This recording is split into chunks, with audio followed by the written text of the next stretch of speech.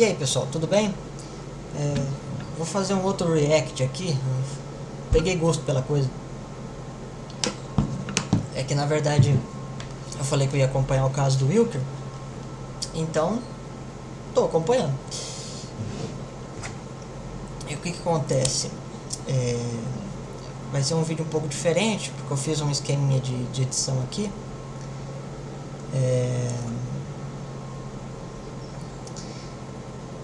E eu não sei se vai ficar bom. Mas assim, eu tô aprendendo, tá? Tô tentando deixar de ser um ecoterrorista e manipular a tecnologia com boa expertise, né? Antes essas coisas funcionavam à custa da minha revelia. Hoje eu tô tentando fazer um serviço bonzinho, tá? O que acontece? Esse vídeo aí do Will que a gente vai reagir agora, o título é eu receber uma nota dessa é perseguição ou não é? Mas parece que ele recebeu uma nota boa, ele recebeu 8, então não é perseguição, tá? É que assim, eu acho que ele já tá de saco cheio dessa gente. E qualquer coisa que fala pra ele, ele já fica putaço, sabe? Eu acho que ele estressou, conseguiram entrar na mente dele. Espero que esse vídeo não tenha direitos autorais. Eu não sei, espero que eu não tome strike no canal por mostrar a cara dele. Vai ser bom, se ele ficar bravo e esse vídeo aparecer pra ele quiser que eu tire, não tem problema nenhum. Até porque o carro-chefe do canal são os vídeos de história e filosofia, né? Não são esses aí, mas é que eu acho o assunto interessante. Então a gente vai fazer o react desse vídeo. Amanhã eu acho que eu vou fazer um vídeo sobre um caso lá de condenação judicial, que eu li sobre esse caso ontem, aquele vídeo lendo o meu artigo. Eu queria fazer um vídeo só sobre ele. Então, mas aí vocês avisem, tá? Caso aconteça desse modelo de vídeo não ficar legal, avisa que eu tento mudar. Se ficar legal, avisem também para eu continuar fazendo. Eu preciso do feedback no final das contas. Senão é impossível saber se eu estou no caminho certo ou não. Pelo menos para esse tipo de coisa, né? Mas parece que ela corrigiu a prova dele, apontou alguns defeitos e ele está questionando isso. Ao que parece é isso. Então a gente vai assistir esse vídeo. Vamos ver, né? Qual é que é. Deixa eu dar um play aqui nessa porcaria. Porcaria não, tô sendo rebelde. Sobre direitos humanos, quem define o que é inegociável? Direitos humanos é uma ideia mais como direito natural que é inerente à própria condição humana. É isso que é Isso é o conceito de direito humano. Não tem nada falando, mas aí o direito humano, no direito é uma coisa, eu tô falando em antropologia. Tá, deixa eu pular essa parte aqui. A nossa média tinha sido 8, né? Dessa vez foi 6,7. Então, eu queria ouvir de vocês. Vocês acharam, quais as dificuldades, agora vocês estão aí pra prova, claro.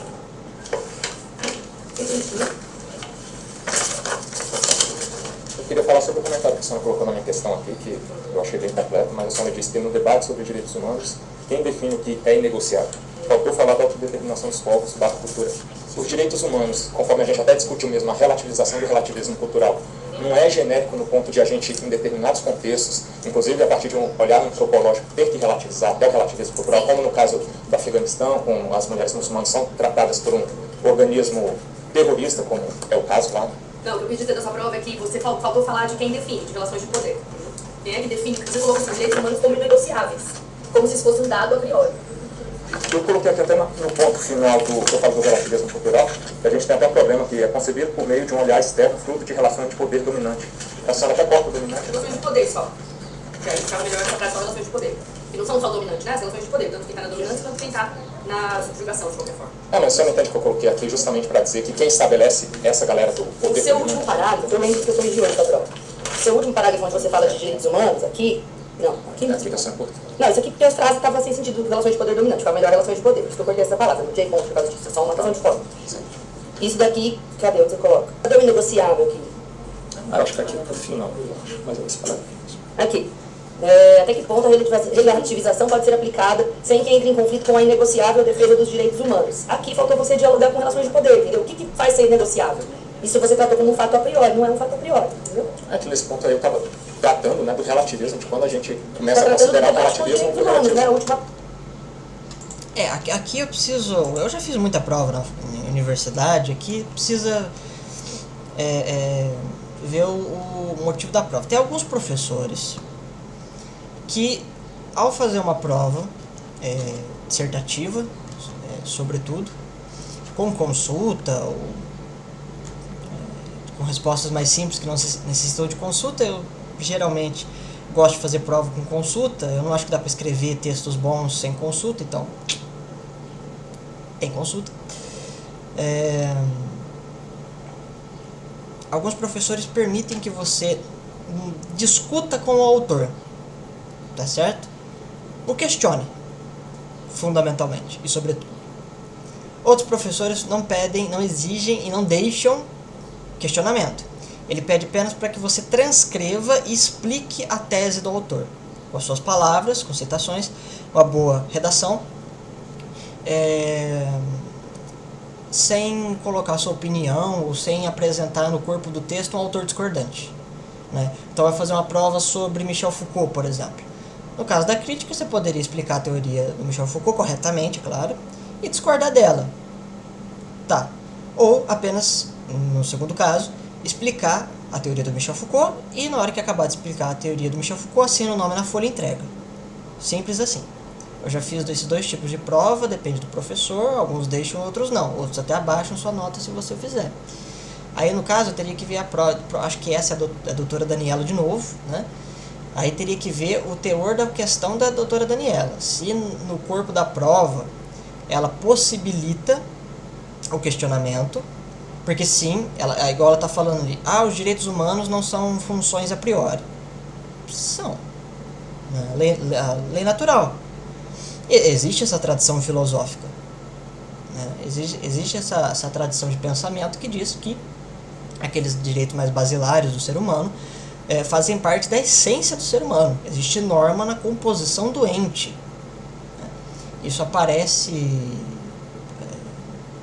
Platão já, isso já aparece, ganha boas roupagens ali no Meno de Apaneia, Proclo, Pseudo Dionísio Areopagita, o próprio Plotino, de certa forma, também, e grandes escolásticos, né?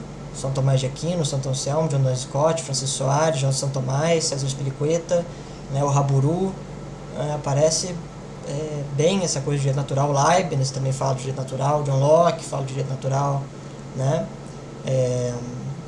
O Ludwig von Mises, Hans Hermann Hoppe, Murray Rothbard, né? O Friedrich Hayek, o próprio Mário Ferreira dos Santos aqui no nosso país, né? O Xavier Zubiri também fala sobre isso, né? Então você dá uma tradição grande de autores filosóficos que antropólogos nem tanto, mas filósofos a gente tem bastante. É possível essa defesa, o Kant também era assim. É possível essa defesa, inclusive eu entendo que é a mais racional. Agora, o Wilker, ao que parece, não sei se ele conhece os autores, mas ao que parece ele defende algo mais ou menos assim, né? E então,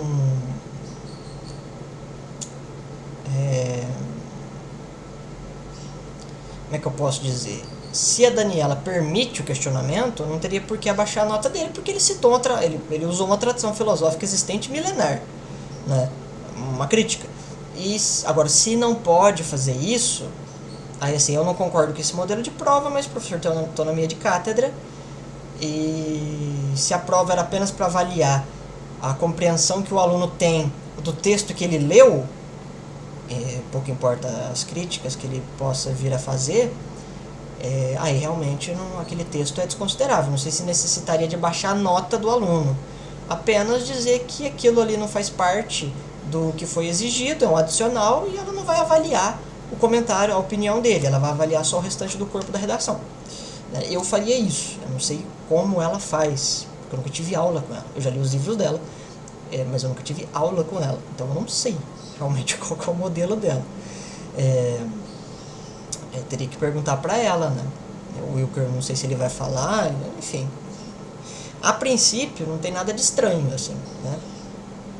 Mas vamos ver, tem que...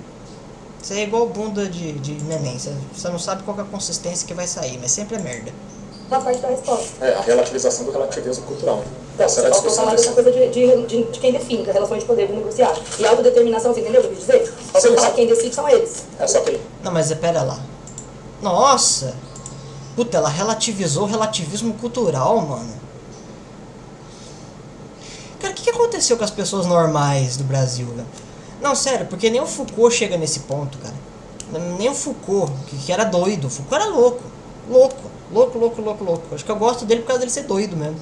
Sabe aqueles doidinhos que a gente acaba gostando? Sabe, você tem um maluquinho do bairro, que você acaba ficando com dó? Então, é tipo isso. Porque o Michel Foucault, quando ele fala da tipologia do discurso, do método arqueológico, e também depois do método genealógico, né, o Foucault, eu vou fazer um vídeo sobre Michel Foucault, vou chamar os 3 Foucaults, né, as 3 fases de pensamento do Michel Foucault, assim como eu vou fazer um vídeo também mais pra frente sobre os 2 Wittgenstein, né, as 2 fases de pensamento do Wittgenstein. Eu gosto de fazer esse tipo de vídeo, né, para encher aí a playlist de filosofia no canal.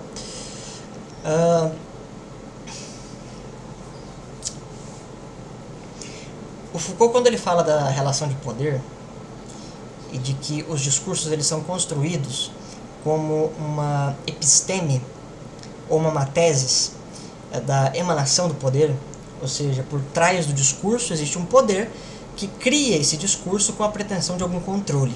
O exercício do poder através do discurso, através da influência do discurso. O trabalho do arqueólogo é descobrir qual é a origem desse poder, desse discurso específico. Então tem um discurso, vai se analisar a estrutura desse discurso, separando enunciados e átomos. Os enunciados são como átomos de discurso, que tem uma tradução literal, está muito bem descrito aí na Arqueologia do Saber e alguns outros, A Ordem do Discurso, grandes livros aí do Michel Foucault, Palavras e as Coisas também, Nascimento da Clínica, né, os livros clássicos aí do Foucault. Mas na terceira fase de pensamento dele, quando ele faz a análise ética disso, ele percebe que esses poderes dominantes, eles oprimem a pessoa. Então, no caso, o Foucault jamais, em hipótese alguma, tá certo? O Foucault era contra a psiquiatria, cara. Ele defendia a pseudociência. Isso nunca deu problema pra ele, né? Isso nunca deu problema pra ele.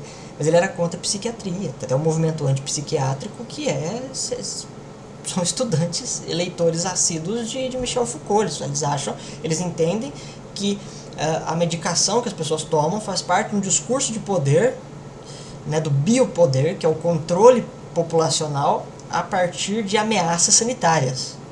A Covid foi isso. Por que o Jean Marcel fez um texto na Gazeta do Povo dizendo: na pandemia esqueceram-se de Foucault? Porque a Academia Brasileira elogia Foucault desde a década de 80. Porém, na pandemia, em vez da Academia Brasileira chamar isso de biopolítica, foi bom, mas quem garante que esse pessoal está falando a verdade sobre a gravidade do SARS-CoV-2, essa doença Covid-19? Quem garante que isso não é um controle para ensinar a gente a ser domesticado? Então, quando o governo falar toque de recolher, todo mundo entra para casa. Quando falar fecha o estabelecimento, fecha o estabelecimento. Um Foucaultiano falaria isso. Mas se esqueceram do Foucault, obviamente, né? Porque a esquerda defendeu as pautas da comunidade científica. Então, fundamentalmente, entre Foucault e o Partidão, o pessoal vai ficar sempre com o Partidão, é lógico, foda-se o Foucault. Até agora o Foucault não voltou, tá? Eu acompanho o trabalho universitário, se já é caso de polícia, o homem está desaparecido há 4 anos, tá? Então se alguém tiver alguma pista por onde anda Foucault, né? Em que banheiro de universidade pública brasileira Foucault se escondeu, em que privada ele foi afogado, avisem a gente, comunique a polícia, fazer justiça a esse pobre francês desaparecido há tanto tempo. Voltando para o assunto.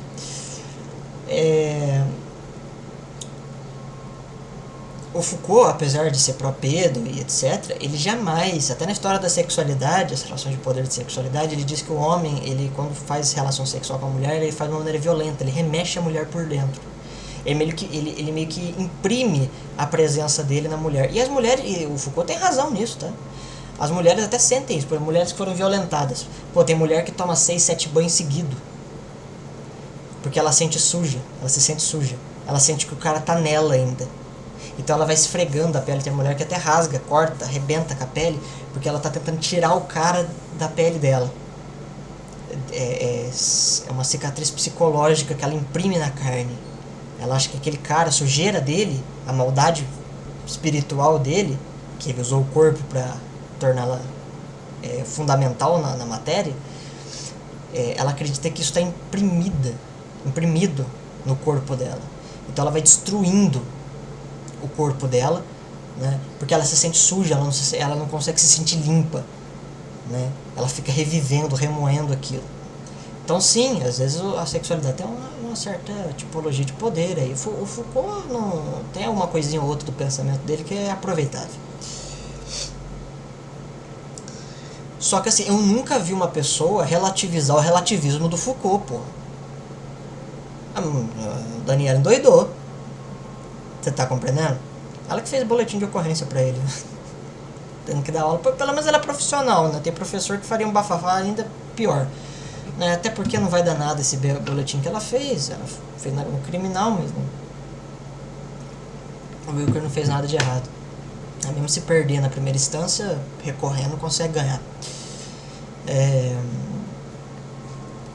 Então eu fico muito preocupado com o nível de letramento desses professores, porque eles estão indo para situações tão absurdas que nem os pensamentos mais absurdos, aqueles pensamentos que se orgulhavam da irracionalidade, atingiam. Ela está irracionalizando o irracional. Ela está elevando ao quadrado essas modas francesas. O Foucault jamais se absteria de ponderar sobre relações de poder enquanto opressão da mulher na cultura islâmica. Jamais. Todos os livros dele são para desmascarar essa estrutura de poder e condená-las. Ele faz condenação moral dessas. Não à toa a terceira fase nietzschiana dele, qual que é o livro que ele mais cita? Genealogia da Moral, do Nietzsche. Então assim, o Nascimento da Clínica, Vigiar e Punir, História da Loucura na Época Clássica, História da Sexualidade em 3 volumes publicados em vida e um volume publicado póstumamente em 2017, né? Publicação recente até. Todos esses livros são assim. Agora, desmascarar a tipologia de poder, que já é relativizar a unidade semântica do discurso, já faz isso. E aí relativizar a compreensão da estrutura de poder, que pode não ser uma estrutura de poder. E outra, o princípio de autodeterminação dos povos é a decisão pessoal da sociedade em decisões políticas, sem interferência de potências externas. Não tem nada a ver com condenação de violações dos direitos básicos. Nada a ver. Até o multiculturalismo da ONU e da Unesco, né? Full Lévi-Strauss, completamente. Farei um vídeo sobre isso também. Os direitos humanos vêm de lá. Então, eu não sei agora se ela acha que uma muçulmana não tem direito à liberdade sexual, não tem direito à liberdade financeira, não tem direito a respeito, a um julgamento democrático, aí é problema dela, né? Eu não trato muçulmanas do jeito que ela trata. Tem vizinhos muçulmanos, pessoas que vieram de lá, refugiadas, né? E eu jamais teria coragem de falar isso para uma vizinha minha. Fala, você não tem direito. Pelo contrário, eu acho que pessoas em carência precisam de mais respeito e atenção. Mas cada um. Leis internas, né? Mas direitos humanos é uma ideia mais como direito natural que é inerente à própria condição humana. E é isso que é Isso é o conceito de direito humano. Não tem nada a falar. Então, mas aí o direito humano, nada, o direito é uma coisa, eu tô falando isso é antropologia. Mas antropologicamente, então, a gente relativiza até o direito humano. Sim, a gente relativiza tudo. Essa é a questão da relação de poder. Tá vendo? Eu não sei de onde é que ela tira isso, cara. Eu não sei de onde é que ela tira isso. Cara, ela tá relativizando o relativismo. Esse que é o dilema, que é o debate que está sendo colocado, entendeu? Então, mas o debate também de relativização do relativismo cultural não está isso. Por uma verdade transcendental que em antropologia a gente não trabalha. Isso aqui é mentira. A verdade transcendental, bom, primeiro que isso não é a verdade transcendental, tá? Nem transcendental em Aquino, nem transcendental em Kant, tá? Nem Edmundo Husserl, Zubiri, ninguém. Transcendental significa ultrapassagem. Ultrapassa algum limite. Esse direito natural não ultrapassaria o limite humano, mas seria intrínseco do limite. Então, olha assim, ele não é um direito, uma verdade transcendental. Ela é uma verdade imutável. João Pedro, toda verdade imutável é transcendental. Não. 2 mais 2 igual a 4 é imutável. Pelo Você pegar os axiomas de piano, 2 mais 2 igual a 4 é imutável. 2 mais 2 sempre vai dar 4. Dentro daquele sistema formal que aparece no princípio matemática. O que tem de transcendental? Ultrapassa os limites da matéria. Sei lá se ultrapassa. É matemática. Eu sei que é metafísico. Você não encontra o fundamento da matéria. Ela é outra coisa que não é matéria. Mas eu não sei se ela está além da matéria, se ela é anterior ou posterior à matéria. Isso é outra discussão. Agora, o justnaturalismo defende que as normas são a priori. São metafísicas, né? Obviamente. Você não vai pegar a lei na mão. Existe um grau de abstração. Então não se prova intuitivamente, mas racionalmente. Né? Se prova logicamente, dedutivamente. São imutáveis, né? Então elas, independente do tempo e do espaço onde elas são alocadas, elas são sempre, têm a mesma atribuição semântica, são sempre as mesmas. Mas não necessariamente é transcendental. Não é um transcendental kantiano, não é um transcendental atomista, nem escotista. Transcendental de nada. Pode ser transcendente, kantianamente falando. E sim, agora transcendental não. Transcendental não. Por exemplo, tem frases que são imutáveis e não são transcendentais. Eu existo. João Pedro. É imutável, porque independente do tempo e do espaço que essa frase for reproduzida no futuro, a elucubração dela aqui, agora, tem a mesma atribuição semântica. Ah, mas para você alterar a semântica da frase, aí você teria que predicar um tempo futuro no tempo presente. Dizer, ali na época existia, agora não existe mais. Mas tá vendo, já estou fazendo uma relação de tempo diferente. Eu existo, indexical. Ele existia e não existe mais. Mudou indexical. Né? É um problema do Círculo de Viena. Parece bastante o Círculo de Viena. Acho que tem um professor da UNB que mexe com isso, o Henri Bensoussan. Depois procurem. Teoria do indexicalismo. É um doidinho, mas é um representante aí. Acho que ele participaria do Círculo de Viena se ele morasse na Áustria na época. Talvez, não sei. Vai ser. Mas é marxista, é de sempre, né? O UNB. Inclusive é a faculdade que o Coisa está estudando aqui. Só departamento lá do Darcy Ribeiro, tá?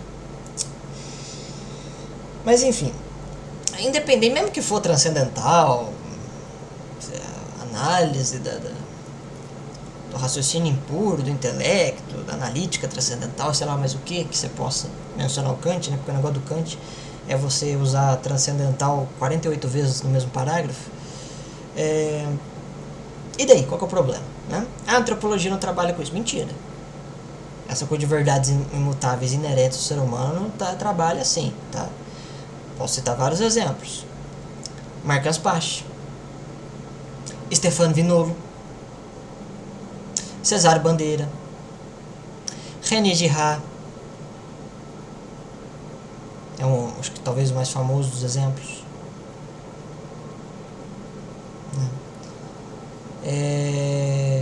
Guy Lefort, Jean-Hugues Julian, outro pensador francês, outro psiquiatra e cientista político e antropólogo francês muito importante.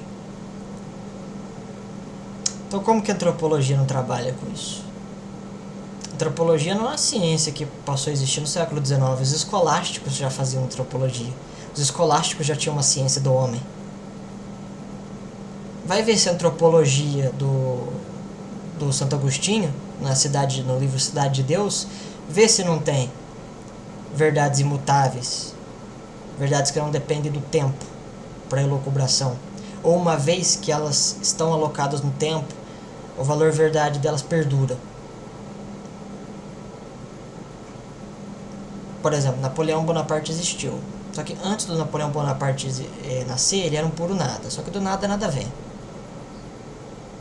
Esse é o grande problema, esse é o grande ponto que toca Parmênides. Esse é um ponto sério, né? Mas confunde palavras e as coisas. Sim, Parmênides faz isso, é claro, fundamentalmente. Mas é um ponto para você pensar. Falou, bom, se era do nada, como é que aquilo passou a existir? Para Deus definir Napoleão Bonaparte. Depois que ele morreu, se ele virou um puro nada de novo, como é que eu sei da existência dele? Ah, porque virou um puro nada na matéria, mas não virou um puro nada no intelecto.